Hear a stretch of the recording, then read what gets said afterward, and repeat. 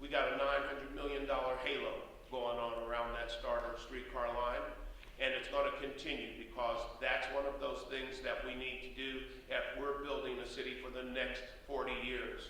And that's what we're doing. We're not building it for the next 40 days or 40 nights, for the next 40 years, so that that young man right there with that sucker in his hand will have a place that he can come home to.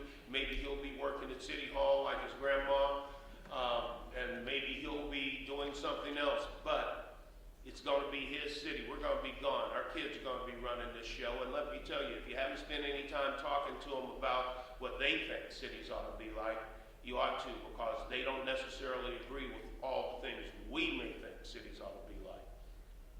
There are some things we need to do to change, and we need to do them, and they need to be done so that they bring more economic prosperity, more benefit to South Kansas City and every other corner of this city. And to capitalize on these important developments, we need to make sure that we're not just talking about bricks and mortar. The Advanced KC plan that we put together over 2.5 years is designed not just to stimulate growth in bricks and mortar, it's to stimulate growth in people.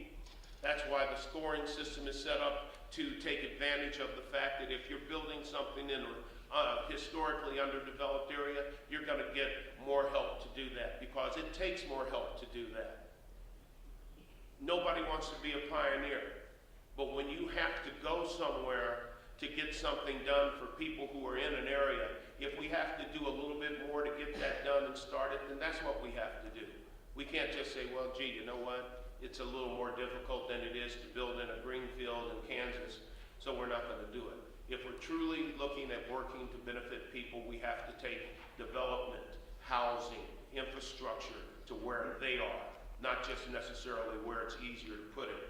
So Advanced KC is designed to look at those things and to take them into account when we're considering developments. And that's one of the things that's happened here. We took that into account. That's why these projects scored so high, because it was so important to bring them to South Kansas City. Now, New York